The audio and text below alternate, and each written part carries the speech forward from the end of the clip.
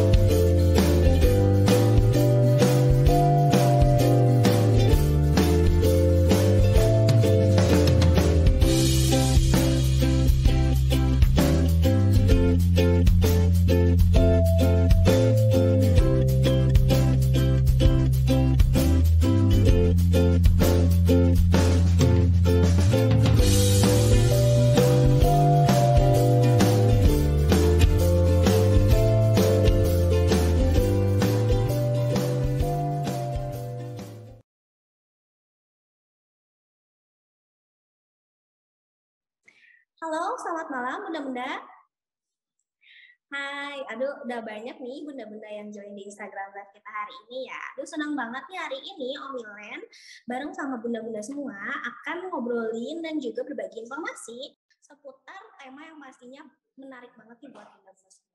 Jadi hari ini kita akan ngobrol-ngobrol seputar parenting dan juga tumbuh kembang si kecil. Sebelumnya perkenalkan dulu ya bunda-bunda. Aku Sela yang hari ini akan nemenin bunda-bunda semua untuk ngobrol-ngobrol dan juga berbagi informasi seputar kehamilan dan juga tumbuh kembang si kecil. Oke, hari ini kita akan ngobrol dengan siapa sih bunda-bunda? Hari ini kita akan ngobrol dengan Dr. Shane Gomez. Nah, siapa sih Dr. Shane ini? Dr. Shane ini adalah seorang konsultan laktasi dan juga konselor MPASI yang sering juga membagikan informasi seputar parenting, khususnya buat bunda-bunda yang sedang dalam masa kehamilan dan juga lagi masa menyusui atau mengasihi si kecil nih di Instagramnya beliau. Nah, bunda-bunda di sini mungkin lagi masa kehamilan juga dan juga lagi mengasihi si kecil ya. Nah, pas banget nih dengan tema Instagram, tapi agak keputus ya tadi karena di sini kebetulan lagi hujan ya bunda, mohon maaf. Ini kita ulangi lagi kali ya, aku remind lagi ke bunda-bunda. Jadi hari ini kita akan ngobrol-ngobrol dengan Dr. Shane. Dr. Shane ini adalah seorang konsultan laktasi dan juga konselor MPASI yang juga aktif banget nih membagikan informasi-informasi seputar parenting khususnya buat bunda-bunda yang sedang dalam masa kehamilan dan juga sedang dalam masa mengasihi atau menyusui si kecil di Instagramnya beliau. Nah, bunda-bunda mungkin di sini juga lagi dalam masa kehamilan dan juga lagi mengasihi si kecil ya tentunya. Nah, jadi pas banget nih di Instagram Live hari ini temanya menarik banget buat bunda-bunda semua. Bunda semua pasti tahu nih kalau ASI itu adalah sumber nutrisi paling penting atau satu-satunya yang akan dikonsumsi untuk si kecil di 6 bulan pertamanya. Jadi pastinya momen ini atau momen mengasihi ini adalah momen yang paling penting dan harus dioptimalkan buat bunda-bunda semua untuk si kecil, untuk perkembangan si kecil. Nah, mungkin bunda-bunda juga banyak nih yang sedang mengalami masalah-masalah nih dalam ketika menyusui, seperti mungkin kurangnya ASI atau puting bunda mungkin lecet gitu. Nah, itu juga mungkin salah satunya karena pelekatan atau posisi menyusui bunda yang mungkin masih belum baik atau kurang benar gitu. Nah, makanya hari ini tema Instagram Live kita hari ini adalah tips pelekatan supaya ASI bunda itu lancar. Nah, gimana sih caranya? Nah, hari ini kita akan ngobrol-ngobrol dan kupas tuntas bareng sama Dr. Shane. Sebelumnya, aku mau informasikan dulu ke bunda-bunda kalau hari ini kita akan ada giveaway ya, bunda-bunda. Giveaway-nya itu apa? Kita akan kasih atau kita akan memberikan 2 bansuri terbaru kita, yaitu Cactus Series dan juga Zebra Series dari Om Milen yang terbaru ya bunda-bunda. Nah, gimana sih cara ikutan giveaway-nya? Yang pertama adalah jangan lupa untuk bertanya buat bunda-bunda. Aku ingatkan sekali lagi buat bertanya di kolom komentar dan juga question box. Jadi nanti pertanyaannya bisa aku ajukan juga ke Dr. Shane supaya bisa dijawab nih pertanyaan dari bunda. Yang kedua adalah screenshot Instagram Live kita hari ini, lalu upload ke Instastory bunda. Jangan lupa untuk tuliskan apa saja sih yang didapatkan atau belajar apa saja sih dari Instagram Live kita hari ini bareng sama Dr. Shane. Itu ya. Lalu upload dan juga jangan lupa tag Instagram @ommilen_id. Itu ya bunda-bunda. Oke. Nah, sekarang kita langsung aja undang untuk Dokter Shenya join di Instagram Live kita ya untuk ngobrol-ngobrol langsung nih tentang tips pelekatan supaya ASI Bunda selalu lancar. Oke, kita invite Dokter Shenya ya untuk join di Instagram Live-nya. Tunggu sebentar ya Bunda-Bunda. Oke, halo Dokter Shen, suara aku udah kedengeran dok? Halo Mbak Sheila, halo ibu-ibu semua. Oke. Kedengeran. Oke. Gimana nih dokter kabarnya hari ini? Ya begitu lah, capek. Alhamdulillah ya dok ya. Walaupun masih musim hujan nih sekarang, semoga selalu dalam keadaan yang sehat nih dokter dan juga keluarga. Amin. Sheila juga dan tim Omilen. Terima kasih banyak nih dok. Oke, mungkin dokter boleh dikenalkan dulu nih, dikenalkan diri ke penonton kita atau audiens kita hari ini, Omilove dan bunda-bunda sekalian, silakan dok. Ya, halo bunda-bunda dan para Omi lovers. Saya Dr. Shanti Koris, saya seorang dokter umum tapi berkecimpung di dunia laktasi gitu ya. Anak saya ada dua-duanya alhamdulillah saya susui sampai tahun dan satu lagi sampai 3 tahun. Harapan saya hari ini kita bisa ngobrol-ngobrol nih tentang ilmu dasar menyusui, yaitu perlekatan, karena itu salah satu kunci dasar untuk bisa sukses sampai 2 tahun memberikan ASI untuk bayinya.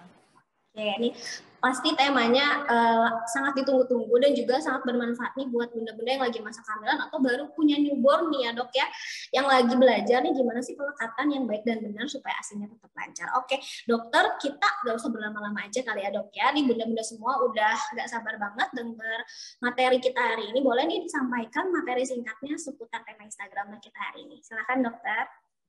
Oke, terima kasih Mbak Sheila. Jadi aku membawa boneka ya, ini boneka. Jadi ibu yang lagi hamil agar tahu payudaranya itu isinya apa ya. Jadi isinya itu yang berwarna kuning itu adalah kelenjar ASI, ada banyak ya seperti jarum-jam, lalu dia keluar ada saluran-saluran ASI, dia berkumpul ke tengah, lalu berbarengan masing-masing pori-pori lewat puting ASI mengeluarkan ASINya. Nah, untuk bisa optimal mengosongkan payudara, bayi bisa dapat optimal ASI yang mamahnya punya di payudaranya, itu bayinya mulutnya harus sampai setidaknya kena gitu ke daerah kelenjarnya, bukan hanya di putingnya saja. Karena kalau di putingnya saja yang kena itu dihisap sama bayi hanya salurannya aja gitu, kelenjar nggak sampai terpijat. Nah itu yang membuat biasanya jangka panjangnya berat badan bayinya jadi seret atau produksi ASI mamahnya lama-lama ngedrop gitu ya. Itu dasarnya. Lalu gimana sih dok tipsnya agar bisa perlekatannya itu optimal gitu ya. Caranya ibu pastinya duduk. Untuk pertama-tama ya posisi-posisi awal, dasarnya itu adalah ibu duduk di tengah tempat yang nyaman, bisa agak nyender sedikit, terus kaki ibu jangan menggantung, seenggaknya bisa tadahan misal sama kayak bangku kecil gitu ya buat ngangkat kaki, jadi kakinya relax. Terus aku agak sedikit. Bayinya itu, Bu, Ibu, yang paling penting adalah satu garis lurus. Telinganya, pundaknya, pinggulnya itu dalam satu garis lurus. Seringkali aku temui ibu-ibu kalau lahiran gitu ya, aku visite, posisi bayinya itu begini. Tuh. Jadi palanya kayak ke payudara, tapi perutnya itu madep ke langit-langit, dibedong lagi bayinya. Jadi dia minumnya tuh begini. Nah, kalau kayak gini biasanya di puting saja dia dapatnya gitu. Nah, biar dia bisa nganga lebar, dapatnya sampai dalam, itu dia satu garis lurus. Ya, Bu Ibu ya. Nah, begini. Terus wajahnya itu menghadap ke payudara, perut bayinya menempel ke perut atau dada mamahnya gitu ya. Itu posisi yang benar. Untuk perlekatannya gimana? Perlekatan itu bayi dagunya harus menempel di payudara, pipinya cembung gitu ya. Pas tiap lagi ngisap itu pipinya cembung, tidak cekung, tidak begini. Gitu ya. Terus buka mulutnya lebar. Ini karena nggak fleksibel, nggak bisa kasih lihat. Tapi yang jelas buka mulutnya harus lebar. Gitu ya, bukan gitu. Terus bibir bawahnya doer. Kalau bibir atas nggak doer nggak apa-apa, yang penting rata, tidak terlipat ke dalam. Kalau terlipat ke dalam itu berarti belum tepat perlekatannya, oke? Terus berikutnya adalah ibunya tidak nyeri, nyaman menyusuinya, dan saat bayinya melepas itu putingnya tetap bulat seperti sedia kala, tidak gepeng, tidak seperti lipstick gepengnya, gitu ya. Terus ibunya juga bisa mendengar suara bayi menelan, bunyinya tuh kah, kah, kah, itu suara bayi menelan seperti itu, gitu. Jadi kurang lebih posisi perlekatan yang benar itu seperti itu untuk dievaluasi sama ibu dan bapak. Mungkin ada bapak ASI di sini. Ada yang nonton juga bapak ASINya, siapa tahu bisa membantu para bunda-bunda ya dokter ya, supaya perlekatannya juga benar nih dipantau nih sama ayah ASINya gitu. Oke, mungkin ada lagi dok atau kita lanjut ke pertanyaan aja? Bisa lanjut ke pertanyaan aja. Oke, mungkin di sini ada beberapa pertanyaan nih dok dari aku, mungkin bisa mewakili juga dari bunda-bunda nanti next dari sini. Oke bunda-bunda, nanti aku ingetin lagi untuk bertanya di kolom komentar ya, boleh bertanya di kolom komentar, nanti ada tim kita yang juga catetin beberapa pertanyaan yang menarik akan kita tanyakan ke dokter Shen langsung. Oke, ini mungkin pertanyaan yang pertama dokter, sebenarnya seberapa penting sih perlekatan menunjang kelancaran proses menyusui? Oke, penting sekali, itu ilmu dasar untuk orang konselor laktasi, ujian menjadi konsultan laktasi aja, pertanyaan itu paling sering adalah tentang posisi perlekatan. Kalau pertanyaan-pertanyaan kasus yang ditanyakan bagaimana proses nyusuinya, bagaimana perlekatannya, itu selalu poin yang selalu harus dinilai. Jadi sebegitu pentingnya gitu ya.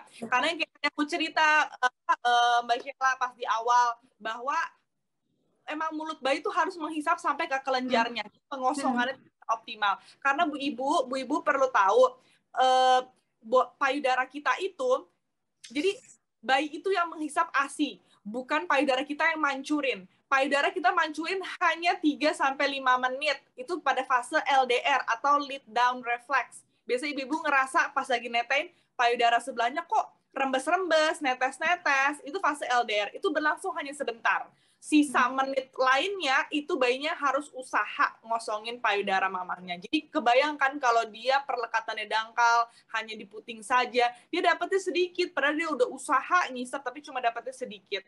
Itu efeknya jadi ke berat badannya dia, gitu. Oke, jadi sebenarnya makanya perlekatannya harus baik karena sebenarnya yang mancurin itu bukan hanya payudaranya yang mancurin, tapi anaknya harus, si kecilnya yang harus benar ya dokter ya, menghisap sampai kelenjarnya supaya si payudaranya kosong dan si kecil dapat ASI yang dia memang harus konsumsi. Oke, itu tadi pertanyaan yang pertama. Mungkin kita lanjut ke pertanyaan yang kedua, dokter. Sebenarnya apa aja sih tanda kalau perlekatan menyusui itu salah? Oke, pertama dari tanda dari ibunya pasti ngerasa nyeri, nyusuinnya nyeri. Jadi mitos ya yang bilang lidah bayi itu emang tajam kayak lidah kucing, enggak, harusnya nyaman gitu. Okay. Kalau nyusuin sakit itu pasti ada problem. Nyeri itu dimanapun, nggak hanya di payudara ya, itu adalah tanda alarm gitu, tubuh kita there's something wrong, ada masalah, ayo cari tahu. Kayak kita nggak sadar, tiba-tiba, aduh kok sakit, taunya tangan kita berdarah, kesenggol sama pisau. Kita nggak sadar, tapi tubuh kita nggak tahu ada nyeri nih di sini. Pas dilihat, oh iya ada berdarah gitu. Jadi emang rasa nyeri itu adalah alarm tubuh kita, there's something wrong. Jadi itu pertama, terus ibunya bisa melihat sendiri, kok puting saya jadi berubah bentuknya ya, jadi gepeng. Nah itu juga tanda belum tepat perlekatan. Terus bayinya, kok dia netes lama banget ya, tapi pas udah sampai sejam, saya taruh kok masih nangis kayak kelaparan. Kenapa ya ini? Kok dia kayak nggak puas gitu. Terus tanda lain yang lebih objektif, buang air kecilnya kurang dari 4 kali sehari, BAB-nya juga jarang-jarang kurang dari 3 kali sehari, terus demam, terus berat badannya tidak naik sesuai berat badan minimal tiap bulannya. Itu ya, jadi buat bunda-bunda nih Omilo semua, tadi ada beberapa tanda nih kalau perlekatannya salah ya dokter ya. Tadi pertama nyeri, terus mungkin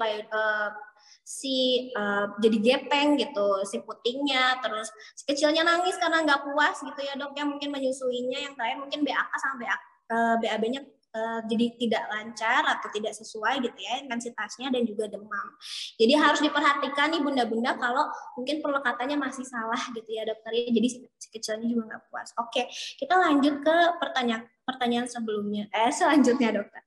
Apakah sama nih pelekatan menyusui buat si kecil nih, buat baby yang lahirnya prematur sama baby yang lahirnya normal nih? Silakan, karena kan mungkin kalau baby prematur karena dia berat badan lahirnya kecil, mungkin mulutnya juga jadi kecil nih dok, nggak mampu untuk anggap atau untuk meraih si puting sampai semuanya kelenjarnya. Silahkan nih dok, bisa dijawab. Oke. Prinsipnya tetap sama-sama bayinya harus buka mulut lebar, harus tidak nyeri, areola sebagian besar masuk. Pokoknya itu prinsipnya masih sama. Cuma memang prematur itu kan memang ada karakteristik ya, bayinya kecil. Jadi mungkin ibu-ibu yang areola, nih nggak usah areola yang luas, areola sedang aja, mungkin kelihatannya kalau pas bayi latching tuh, bayi prematur latching, kok kayaknya dia kecil banget ya, dapetnya kayak areola masih banyak banget kelihatan, mungkin itu kayak gitu ya. Apalagi kalau ibunya memang udah dasarnya aja putingnya itu udah besar gitu ya, kemungkinan bayinya si bayi prematur ini diputing saja. Terus sama satu karakter lagi Mbak Sheila, si bayi prematur ini dia berusaha untuk menjaga energi tubuh dia tuh nggak terbuang sia-sia. Jadi memang itu lebih mudah tertidur gitu bayi prematur. Jadi memang agak butuh effort ibunya untuk memastikan perlekatan bayi prematur ini sudah tepat gitu. Jadi memang harus dievaluasi betul-betul gitu. Kalau perlu sering-sering ketemu konselor laktasi atau dokter anak untuk memastikannya berat badannya bagus dan lain sebagainya. Dokter nih, aku mau bertanya juga, masih berhubungan sama yang tadi. Mungkin kan karena si babynya lahirnya prematur nih, berat badannya kecil juga. Nah, jadi si bundanya atau ibunya tuh mungkin lebih memilih untuk pumping aja deh si kecilnya, pakai dot aja deh, atau mungkin pakai cara lain, bisa pakai sendok gitu. Karena nggak bisa si kecilnya mulut itu menggapai si puting si bundanya gitu. Nah, kalau supaya si kecilnya nggak keterusan nih dok, keterusan pakai dot terus gitu, gimana sih caranya supaya apa sih namanya dok? Jadi kan ada kayak mengasihi kembali gitu ya, kalau saya sering dengar. Nah, gimana sih caranya, tips-tipsnya supaya si kecil yang sudah pakai dot gitu misalnya bisa mengasihi lagi, bisa jadi direct lagi breastfeedingnya gitu. Mungkin dari dokter. Oke. Untuk pada yang sudah terlanjur dot, ingin relaksasi atau mengasihi kembali, itu bisa relaksasi. Itu biasanya pakai lactation aid atau SNM.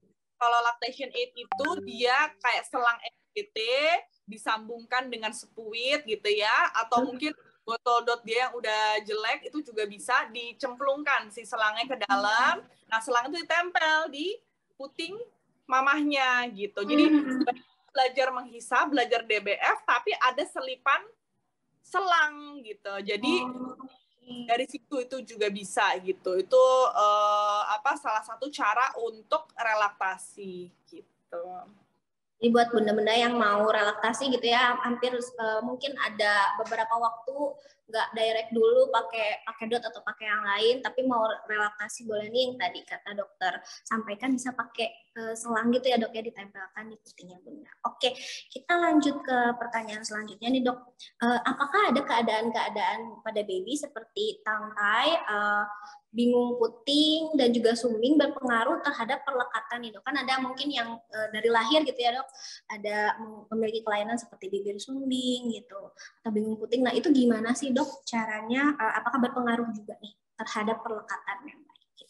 Silahkan. Kalau tongue tie itu jelas berpengaruh ya untuk perlekatan, karena lidahnya tidak bisa bergerak leluasa sesuai fungsinya gitu. Karena gerakan lidah itu ada banyak, nggak cuma tap gini aja, tapi dia butuh melet gitu ya, lidahnya ke depan, terus butuh ke kanan dan ke kiri lidahnya, madep sini aja deh, jadi butuh ke kanan ke kiri, terus saat nangis gitu atau saat lagi mau mengambil sesuatu kan dia pasti naik kan lidahnya kan. Mengisahkan gerakan-gerakan ini harus adekuat gitu, harus benar-benar berfungsi. Nah, pada tangkai itu talinya itu si frenulumnya tidak normal gitu ya. Dia ketat, pendek gitu, dan itu mengganggu gerakannya. Mau naik ke atas saja tuh lidahnya susah. Mau ke kanan ke kiri susah, nggak bisa sampai ujung, cuma bisa badannya.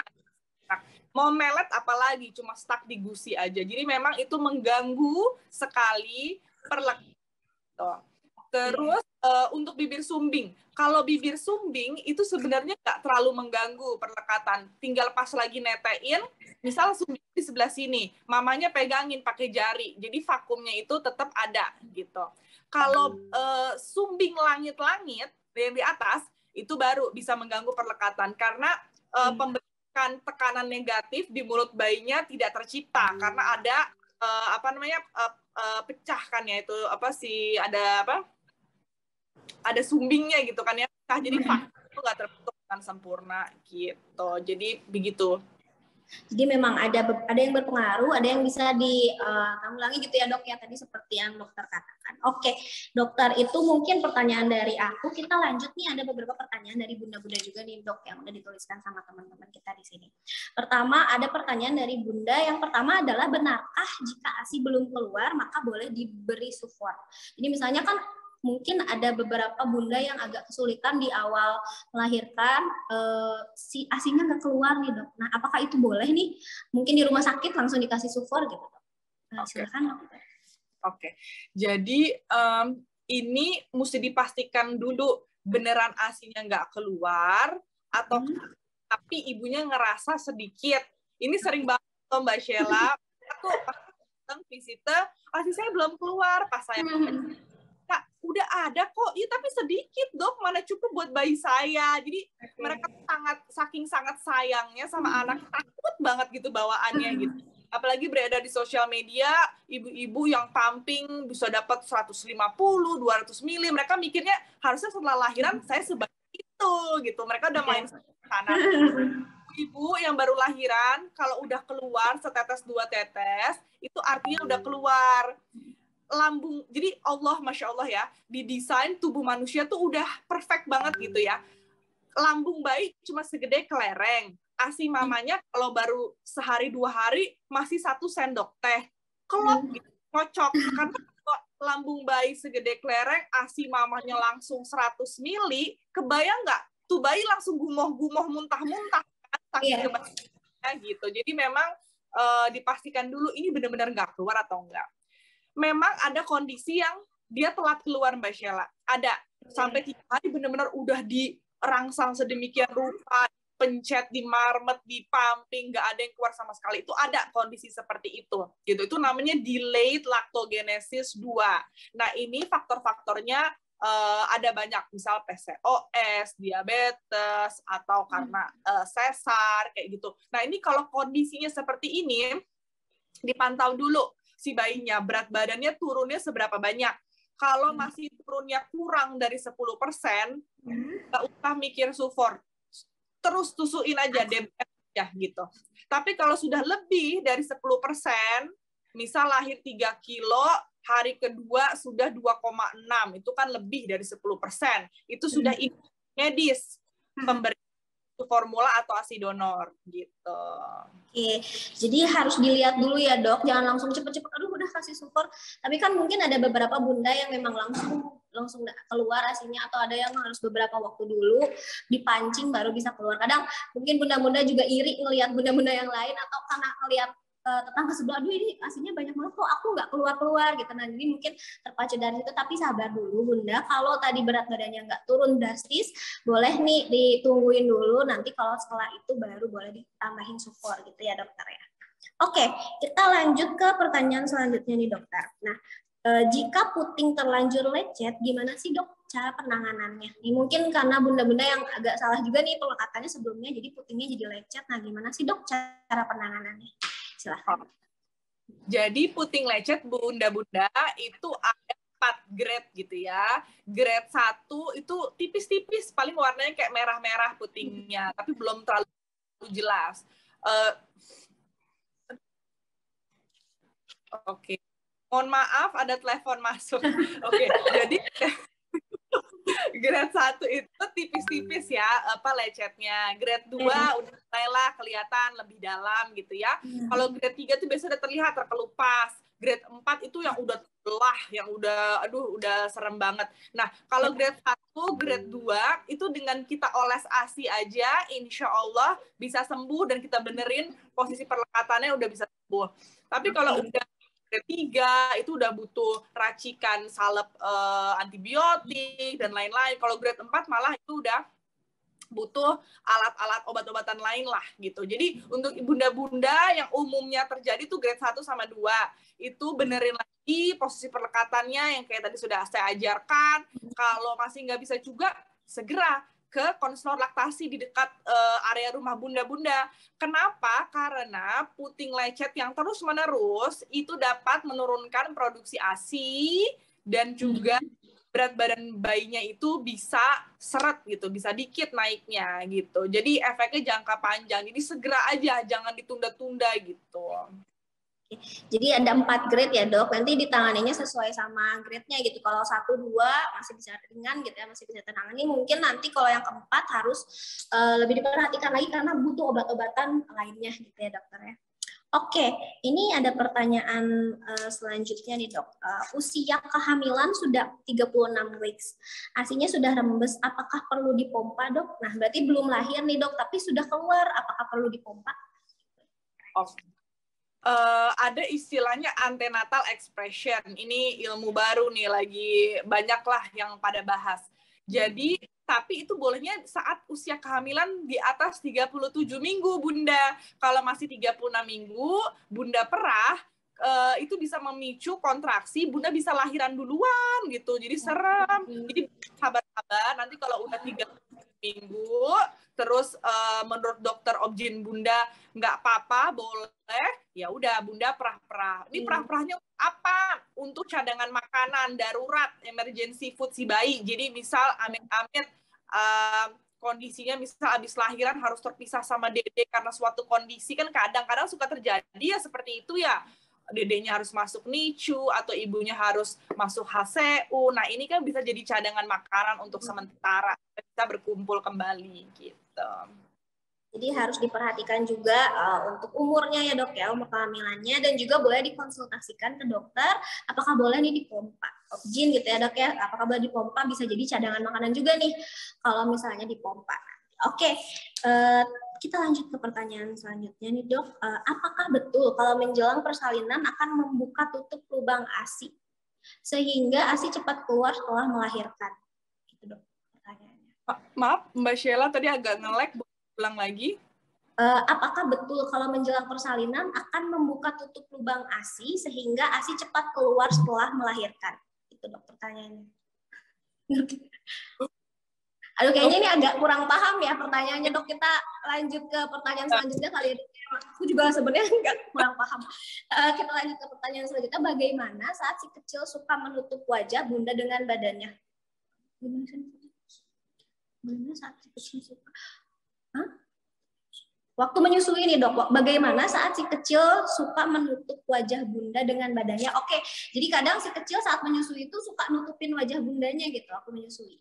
Oke, ini berarti bayinya udah besar ya? Udah agak besar gitu ya dok ya. Kalau bayi newborn nggak mungkin dia. Iya, jadi ini saya nangkapnya ini bayinya udah di atas 6 bulan, udah atraktif ya kalau menetek. Udah nggak seperti teori lagi. Itu nggak salah sih Bu, paling ibunya engap, tinggal diin bayinya ke anaknya, agak mikir dikit, Bunda mau nafas gitu. Jadi nggak masalah. Kalau di atas 6 bulan tuh mereka istilahnya gymnastik, jadi netek itu kayak nge-gym gitu. Jadi nggak bisa diem ya dok ya, posisinya udah segala macam, nanti muka bundanya ditutupin pakai badannya lah. Betul, nah kayak gitu yang sering saya lihat juga. Nah, mungkin ini selanjutnya pertanyaannya nyambung nih sama yang tadi dok. Nah, gimana sih cara perlekatan ketika si kecilnya udah mulai aktif nih dok, kayak yang tadi usia 9 bulan dan udah nggak bisa diem nih waktu disusui gitu. Nah, perlekatannya gimana dok? Apakah udah harus gimana sih perlekatannya? Kalau sudah besar bunda-bunda itu udah nggak usah mikirin perlekatan. Karena bayi itu berat badannya pasti udah berapa kali lipat dari lahir. terus mulutnya udah jauh lebih luas, daya vakumnya itu udah jauh lebih bagus, jadi dia udah efisien gitu dengan hidung palitan stylenya dia tuh udah efisien untuk ngosongin payudara. Terus ditambah lagi Bunda, tadi kan umur 9 bulan tuh bayinya, makannya kan udah 50% MPASI, 50% ASI kan untuk mencukupi kebutuhan harian dia. Jadi udah enak deh, itu udah enjoy life lah. Jadi nggak harus dipikirin gimana karena dia juga udah barengin sama MPASI gitu ya dok ya kalau udah 9 bulan. Oke, kita lanjut ke pertanyaan selanjutnya nih dok. Bagaimana agar bisa direct breastfeeding dengan ASI lancar saat dot atau pumping agar tidak bingung puting? Oke, pertanyaannya gimana?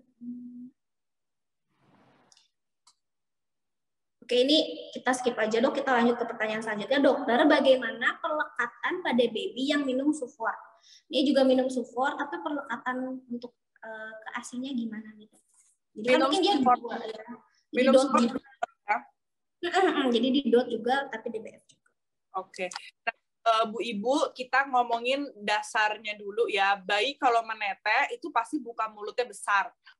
Gitu ya. Sedangkan bayi yang sudah kenal dot itu buka mulutnya kecil gini. Karena dia cuma butuh dot yang panjang itu di mulut dia, tinggal dia kilik-kilik pakai lidah dia udah ngalir gitu ya. Apalagi posisi dia botolnya di atas, udah deh enak banget. Nah, jadi itu udah beda banget kan. Nah, pada saat bayi yang sudah terbiasa dot, dia menetes, dia membawa tuh refleks adaptasi dia itu ke payudara. Saat menetes di payudara, buka mulutnya kecil, payudaranya juga cuma dikilik-kilik aja, dan otomatis payudaranya banyak sisa ASI di dalam kan. Gimana nih caranya? Caranya pertama coba relaksasi, dedeknya kenalin ke media lain, media gelas, pipet, dan lain sebagainya.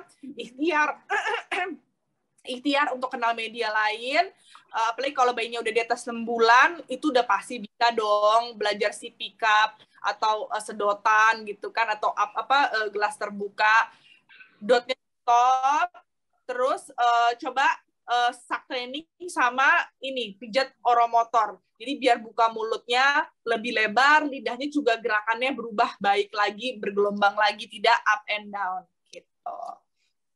Iya, benda-benda tadi sudah disampaikan sama dokter. Gimana sih relaksasi gitu ya dok ya? Yang penting relaksasi. Oke dokter, ini tadi ada pertanyaan juga. Mungkin tadi nyambung sama yang sebelumnya udah kita tanyain. Berapa lama bayi bisa bertahan tanpa ASI jika bunda belum mengeluarkan ASI? Apa yang harus dilakukan? Kan tadi kata dokter kalau berat badannya udah 10% turun, boleh nih dikasih ASI. Nah sebenarnya bisa bertahan berapa lama sih dok tanpa ASI si kecil? Teorinya Mbak Sheila itu kurang lebih 3 hari. Jadi 3 hari di tubuh bayi itu ada cadangan lemak coklat. Nah, lemak coklat ini akan terbakar saat bayinya kelaparan. Jadi dia dapat emergency food dari Allah tuh dari situ. Nah, tapi tetap harus dipantau juga penurunan berat badannya gitu. Kalau lebih dari 10% memang harus ada tambahan. Nah, tapi kalau masih di bawah 10% itu bunda bisa tetap tawarin menyusui, terus kalau coba hands on pumping juga boleh.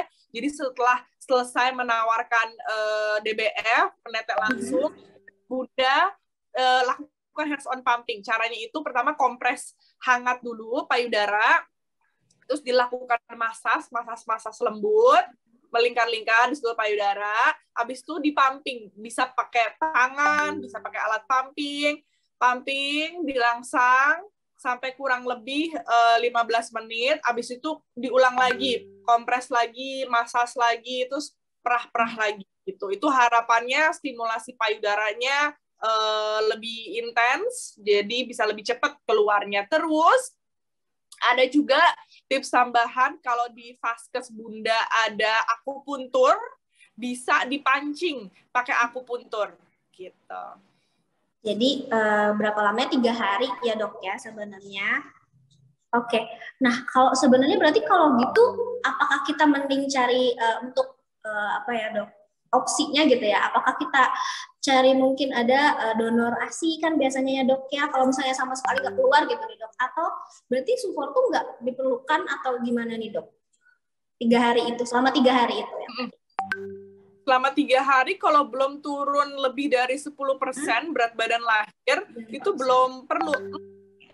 Nggak usah. Oke.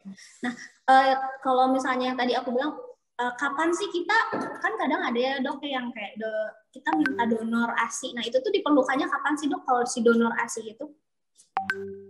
Donor ASI itu kalau berat badan lahirnya turun lebih 10%, umur 14 hari belum kembali ke berat badan lahir, terus umur 1 bulan pas ditimbang itu dia berat badannya nggak naik sesuai kenaikan berat minimal, terus kalau dia ada gangguan jantung, si bayinya ya, gangguan jantung, gangguan hormon, terus jaundice, jadi kuning gitu ya. Karena kalau bayinya pas lagi disinar itu, ini kuning yang perlu disinar ya. Kalau pas disinar itu kan panas sekali ya, kayak di sauna gitu. Nah, itu biasanya dia butuh cairan lebih dari seharusnya. Kayak kita kalau habis panasan kan minumnya lebih banyak daripada sehari-hari kalau lagi hujan gitu. Nah, itu juga kadang-kadang butuh tambahan kalau mamahnya ASI-nya pas perah-perah nggak sebanyak yang dibutuhin dia gitu. Oke, gitu ya buat bunda-bunda, mungkin kadang mungkin ada yang bertanya kapan sih dibutuhkan gitu ya dok donor ASI, atau mungkin aduh apakah dikasih support aja langsung, tapi ditunggu dulu aja seperti yang tadi dokter sampaikan. Oke, kita lanjut ke pertanyaan selanjutnya dok. Dokter, kalau baby sering menyusui tapi lepas hisap gitu, kenapa ya? Apakah perlekatannya memang salah juga dok? Oke. Kalau lepas-lepas itu bisa beberapa hal. Pertama, si mamanya terlalu deres, bisa. Terus ada tangkai, jadinya bayinya lepas-lepas neteknya. Terus kedua, ASI mamanya sedikit, jadi bayinya tuh berusaha gitu ya, ngeluarin dengan cara dia tuh kayak gemes gitu. Dilepas, tarik lagi, gemes, kayak gitu. Terus juga dia rahangnya kecil atau rahangnya mundur, jadi buat ngeraup payudaranya susah, itu juga bisa. Penyakit jantung juga bisa, karena kan mudah lelah ya, kayak gitu. Oke, jadi ada beberapa faktor juga ya dok ya, kenapa si kecil sering lepas hisap puting bunda. Oke, kita lanjut ke pertanyaan selanjutnya nih dok. Dokter, apakah dengan bertambahnya usia anak, produksi ASI akan makin berkurang? Atau apakah ada asupan nutrisi yang kurang? Boleh, silakan. Oke, jadi Bu Ibu, biasanya itu di 3 bulan pertama kan bayi kan ngalamin banyak growth spurt ya, kecepatan pertumbuhan yang cirinya itu bayinya tuh maunya tuh nyusu terus sampai mamanya tuh lelah, kayak seharian tuh nyusu aja gitu hidupnya. Nah itu produksi ASI tuh jadi banyak gitu. Nah makanya biasanya di 3 bulan pertama ibu-ibu tuh sering merasa payudara cepat penuh, bengkak, seperti itu. Nah setelah di atas 3 bulan, bayi kan udah lebih aktif, udah punya skill baru, bisa tengkurap, udah mulai ngangkat-ngangkat kepala, udah mulai hau-hau, kuing gitu ya. Nah itu periode neteknya mungkin nggak terlalu sesering pas 0-3 bulan. Nah jadinya produksi ASI mamanya mulai mengikuti kebutuhannya gitu. Apalagi kalau nanti udah ASI, udah ada diganti jeda-jeda makan, ASInya otomatis kalau mamanya tidak pumping ya ikutan tuh pelan-pelan turun. Jadi memang ini kebutuhan babynya. Jadi ngikutin kebutuhan babynya ya dok ya sebenarnya. Oke, kita lanjut ke pertanyaan selanjutnya nih dok. Dokter, mungkin tadi kita ngomonginnya kalau ASInya kurang nih dok, ya gimana sih kalau ASInya kurang atau nggak keluar pada saat melahirkan? Nah, apakah yang harus dilakukan dokter kalau ASI kita berlebih gitu? Apakah harus dibuang nih kata mamsnya, kata bunda-bundanya, atau apa yang harus dilakukan gitu dok? Pumping terus gitu, dipenuhin lagi kulkasnya atau gimana gitu? Oke, ini berarti kasusnya hiperlaktasi ya, dia produksinya berlebih. Produksi berlebih itu seperti semua hal di dunia yang berlebihan kadang-kadang juga nggak baik gitu ya. Nggak baik buat ibunya juga bisa, buat bayi juga bisa. Buat ibunya apa? payudara itu rasanya tuh penuh terus gitu. Baru netek udah kempesan langsung penuh lagi dalam waktu jam gitu ya, atau 2 jam. Nah, ini kan mengganggu mamahnya dan lebih rentan untuk ada clog duct atau sumbatan ASI, mastitis, kayak gitu. Terus untuk bayinya sendiri pun saat lagi penuh begitu payudara mamahnya, itu biasanya areolanya maju. Jadi putingnya jadi seakan-akan jadi kayak pendek atau rata. Nah, ini kadang-kadang suka membuat udah gitu tegang lagi kulit areolanya. Jadi saat bayinya mau latch on, itu agak susah, jadi jatuhnya di puting. Bayinya juga kedersan, akhirnya lepas-lepas. Jadi proses posisi pelekatannya tuh jadi nggak baik gitu. Nah, itu bunda-bunda yang ASI-nya berlebih seperti itu bisa diperah dulu, dilemesin dulu si areolanya dengan penekanan ini.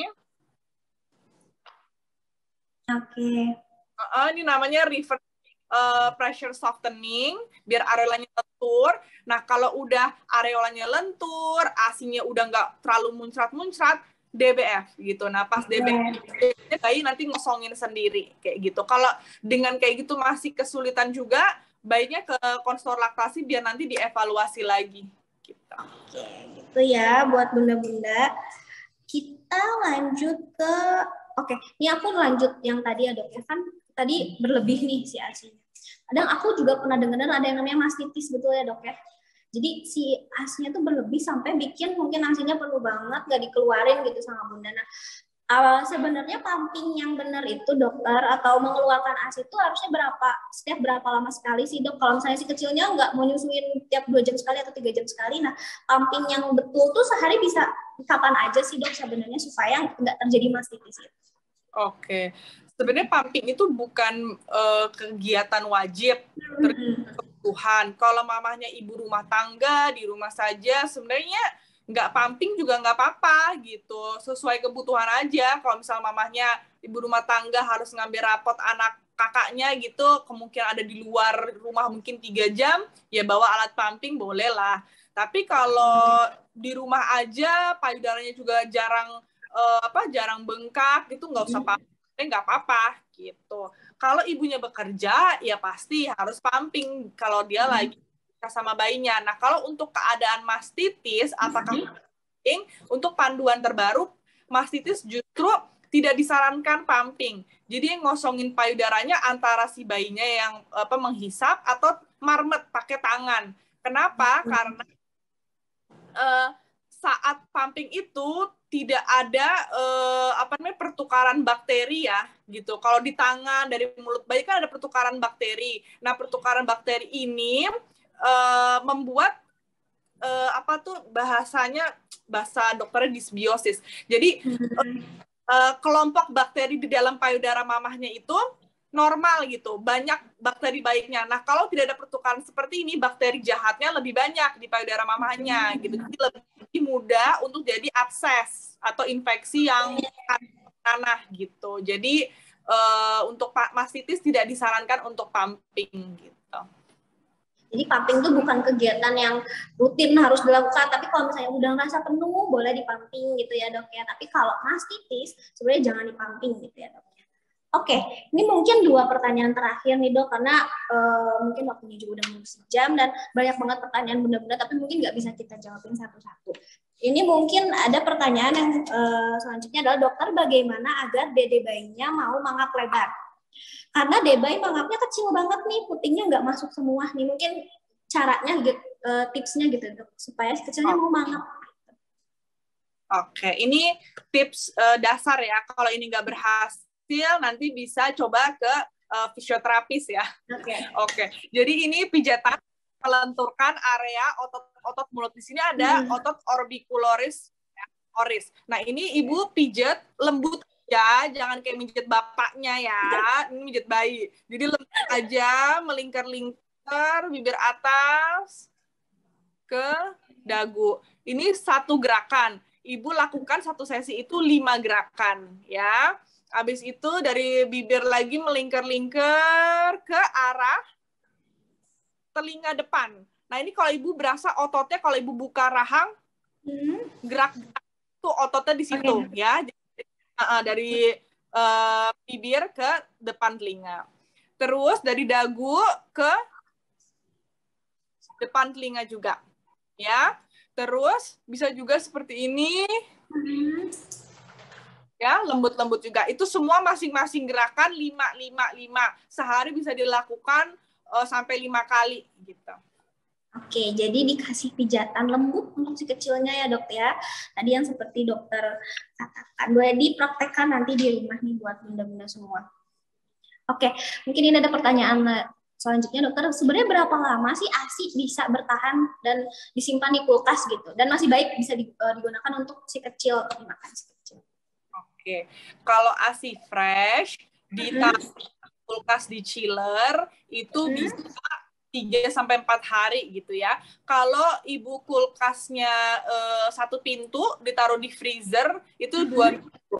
Tapi kalau 2 pintu di freezer tuh bisa 3-6 bulan gitu. Jadi terus sama ini kalau sudah dihangatkan di chiller itu bisa 24 jam, tapi kalau udah dihangatkan tidak boleh dibekukan kembali.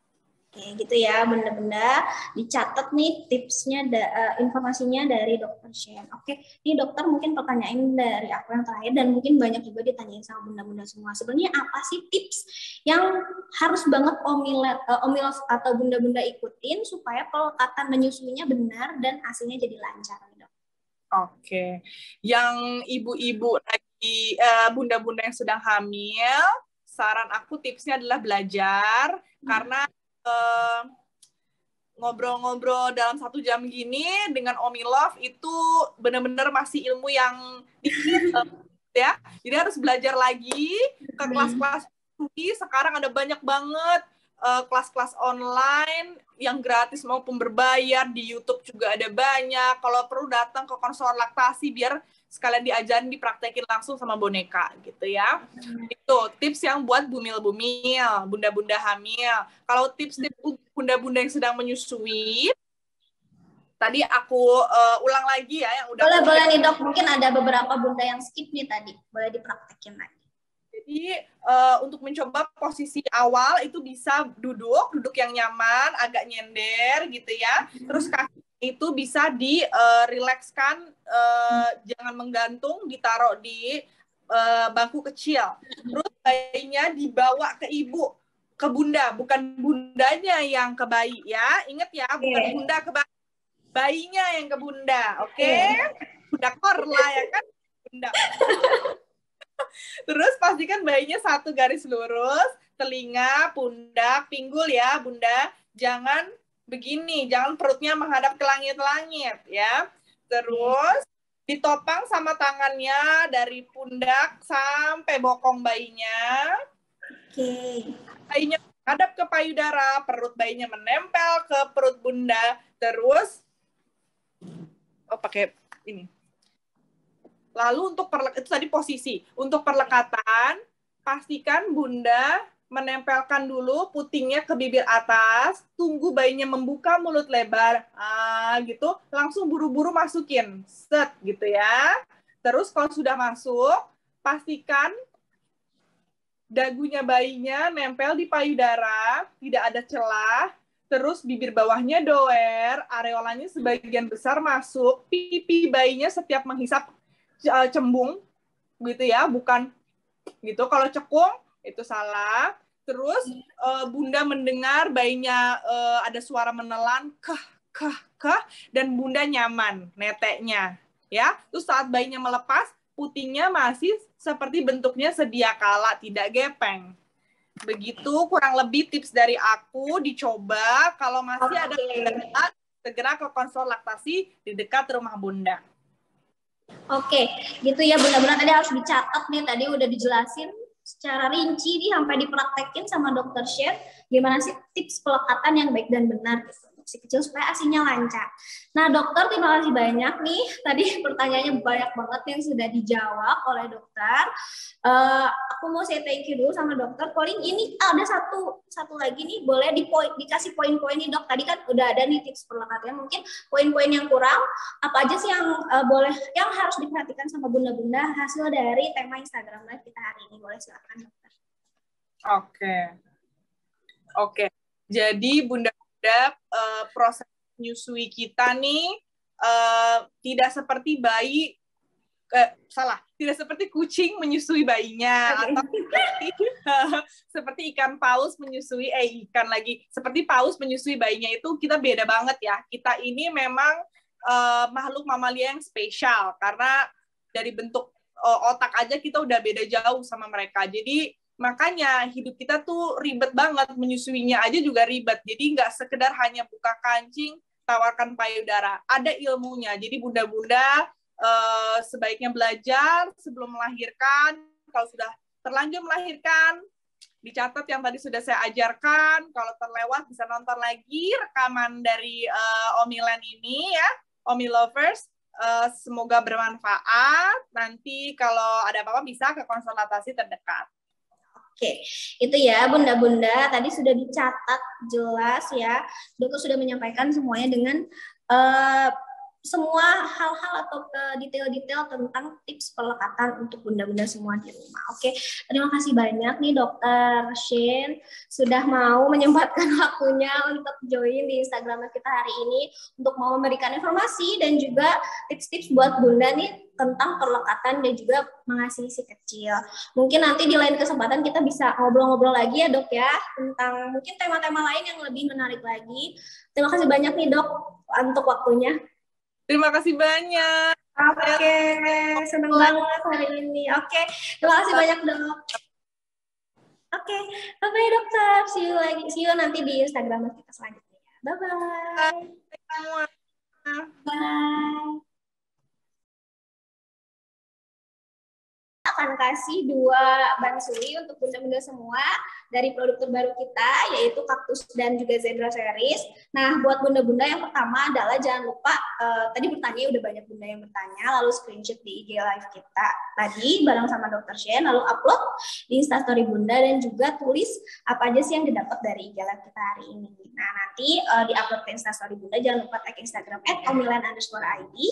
Nanti kita cek ini siapa aja bunda yang ikutan giveaway kita. 2 hari dari sekarang akan kita umumkan pemenangnya. Akan ada hadiah bantal menyusui nih, bantal menyusui kita dari Omilen untuk 2 bunda yang beruntung, Zebra Series dan juga Cactus Series. Oke, begitu aja nih bunda-bunda. Terima kasih banyak untuk bunda-bunda yang sudah hadir di Instagram Live kita hari ini. Terima kasih juga Dr. Shane sudah berbagi ilmunya. Mungkin kita bisa say goodbye ini sama bunda-bunda yang sudah nonton Instagram Live kita hari ini. Terima kasih bunda-bunda. Sampai jumpa lagi di IG Live kita selanjutnya ya. Bye-bye.